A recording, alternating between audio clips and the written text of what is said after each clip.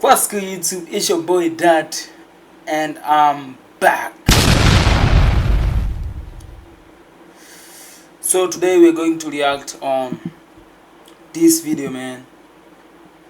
It says flying phone. I don't believe in this, but we're gonna watch and classify what the fuck is that.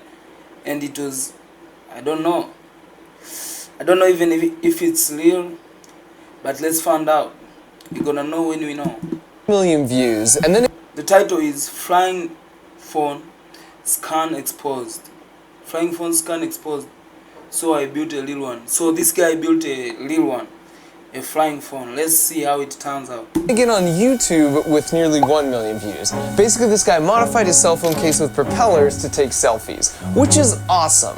My only issue with it is that it's not only fake, but it's a scam, which I'll explain in a minute. But as for it being fake, Bro exposed the another creator to make his own flying phone to be the first one.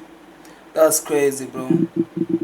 the first clue is that these are 3-volt 7mm microbrush motors like you see here. If you attach one to a beam like this and turn it on at full throttle, you'll see the most weight that it can lift is 6/4, or about And this guy makes a lot of scientific content, and I like them, bro.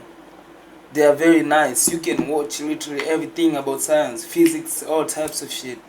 So that's why I like this content creator, bro. 30 grams. The cell phone in the video with all the flying gear attached would weigh about 300 grams. And since drones are typically designed to hover at 70% max thrust, you would need at least 15 of these motors to do what he did. But you know, this bro who made this video is like, damn, bro, you could do that, bro. You don't have to do that, bro.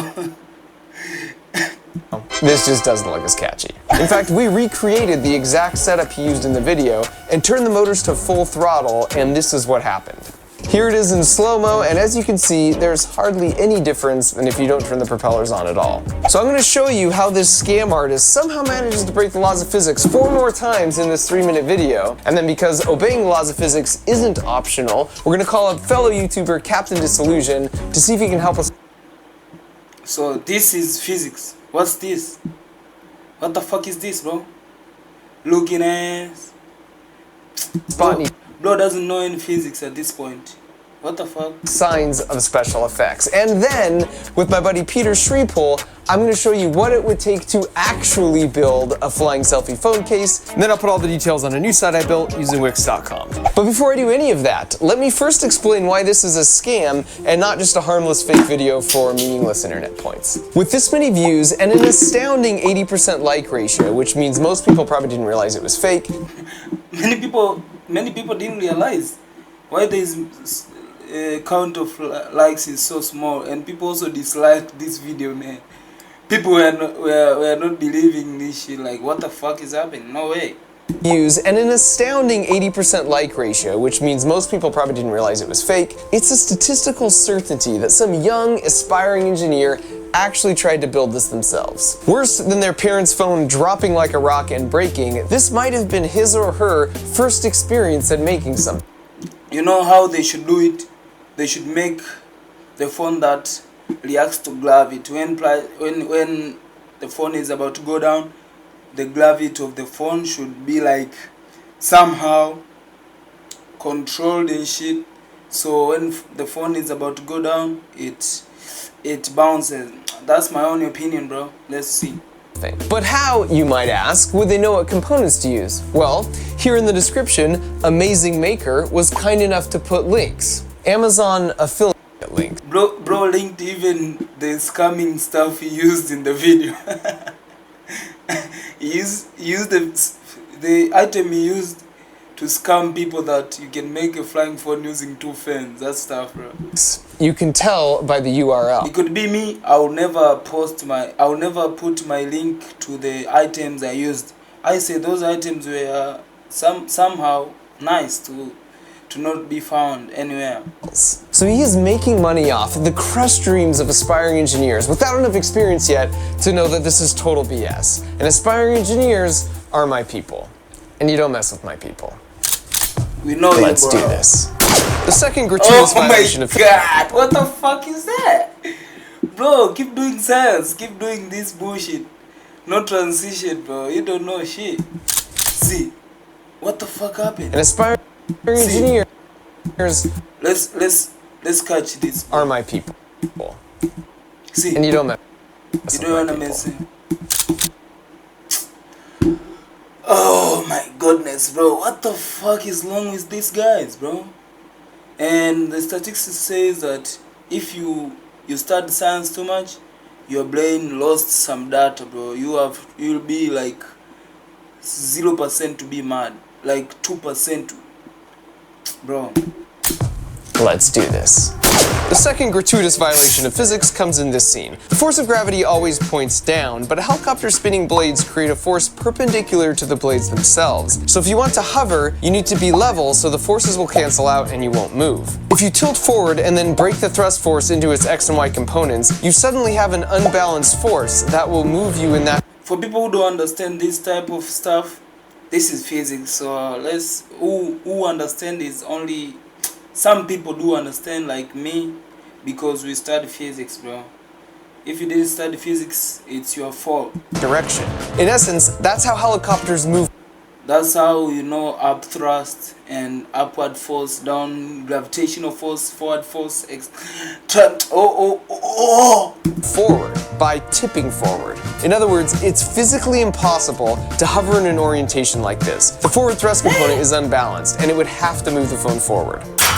The third major issue is the Arduino compatible circuit board he chose. It's the same board here, and it's supposed to be the brains for the drone, yet this specific model of board doesn't come with any sort of gyroscope or accelerometer. Here's why that matters. If you've ever tried balance and come with I've been in this space for identifying this stuff, physics stuff, but I've never understood how do they make this kind of what material is used to make this, bro.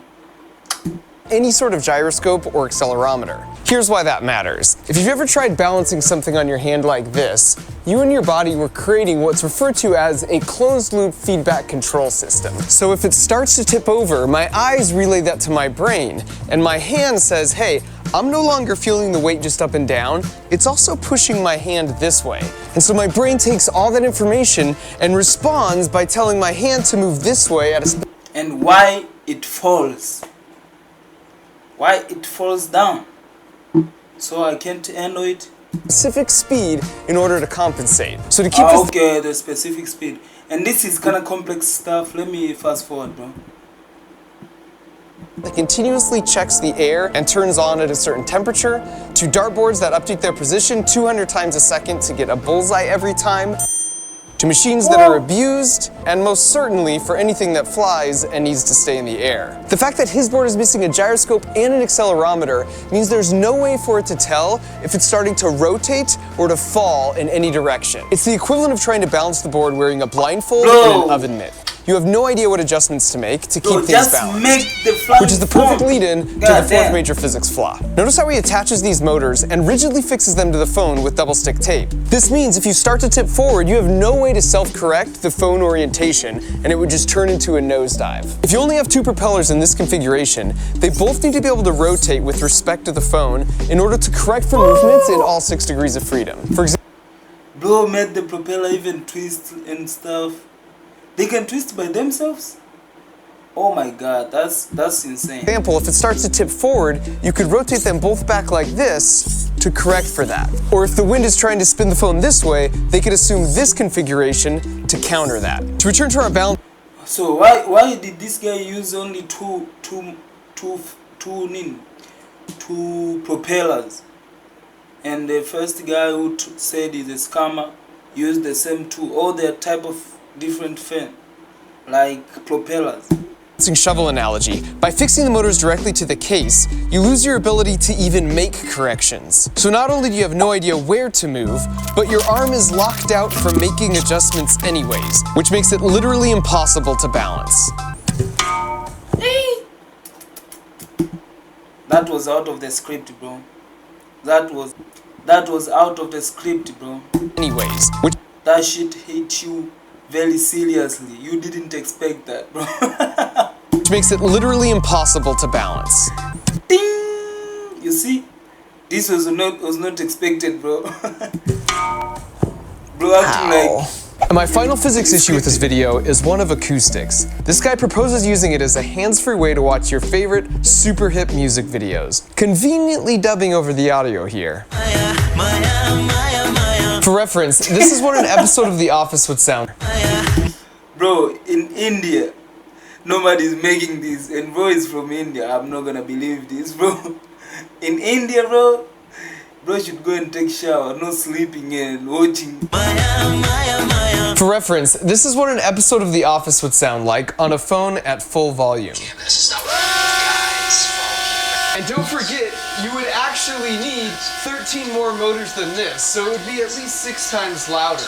So now that we've thoroughly established a multitude of physical laws have been broken, let's find out. Bro is exposing this motherfucker. Just do your own thing, bro. Stop exposing that guy. Exactly how he faked it. And to do that, I've arranged a video call with the undisputed heavyweight champion of debunking fake videos using special effects, Captain Disillusion. Make sure to get it as flush as possible against your skin to minimize folds that might make it hard to chroma key out, like this. Who is this? Is this supposed to be a scientific green screen? Nice and tight. Captain! Oh, hi, Mark. Mark Rober, you weren't supposed to call yet. It's... Bro, oh my goodness, bro. Yes. Everything except for the mobile drone part. That's fake. If you look very closely, you might just be able to make out the huge shattering mask on the side of the phone. Oh. You might... This is the expert on green screen, bro. Damn! Editing and all that stuff. God damn, bro. Very closely, you might just be able to make out the huge shattering mask on the side of the phone, visible in every shot of it flying. The creator must have been in a real hurry because it's so messy. Here it cuts off the edge of the phone, here the tip of his finger, and here it reveals the thing it's supposed to be hiding, a rod. It's narrow and light colored, and probably attached with the same mounting tape he used to tack on all the other gadgets. That's why he's able to grab and adjust the phone in this shot. By the river, the mask hides not just the stick, but the whole person holding it. Look closer. On this side, the real-time water, and on this side, a still frame from an empty version of the shot. And if we track the phone's position and rotation, we can easily reverse engineer exactly how the stick puppeteered it, rotating mostly from the point where it was held. What the fuck? God damn, bro. I feel like I'm Isaac Newton at this point, bro. I can discover anything. Oh my goodness. That was very impressive, Captain D. Thank you for taking the time. My favorite part of this whole thing is the audio. The tiny propellers must have made so little noise at a distance, it didn't give a proper drone vibe. So the hoaxers recorded the sound of the motors up close and reused the same clip in every scene, complete with their muttering voices in the background.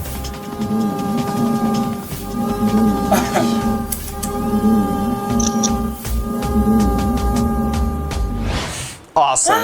Well, thanks again for... But even more impressive is the number of posts, messages, and tweets, presumably from people with functioning eyeballs, asking me if this painfully obvious edit is real, over and over. Okay, Captain, well, take care. I've got to go back to my... Even you, Mark! How could you do this to me? How could you do... He's such a joker. So it's fake. And now you know exactly all the reasons why. But it's still a really interesting idea, and I was curious what it would look like if you actually built one of these using less special effects and more practical engineering. So naturally I called in my buddy Peter Schriepel, whose qualifications include building his own electric plane from scratch, and he immediately got to work. Turns out if you take 2 brushless motors, 2 electronic motor speed controllers, a flight controller that actually has a gyroscope and an accelerometer integrated, a 3D printed frame, I don't understand shit in this part. So let's just watch through it. Servos to articulate the rotors, a radio transmitter for remote control, and a 4-cell LiPo battery, and then you put them all together, it actually works. Kind of. Oh We had to my do a bunch of test flights to calibrate that feedback control loop we talked about before. So if we notice the drone is either undercompensating or overcompensating when it starts to fall in a certain way, we tweak the response sensitivity in between flights until we get to the sweet spot. You know what? I don't have words because I don't know shit about this stuff, bro. And I should mention, remember how the motors from the fake video could barely lift only 6 quarters? Well, if you properly size them for the task at hand, they should be able to lift 150 quarters. And so once we felt like we had it in pretty good shape, we took her out for the maiden test flight.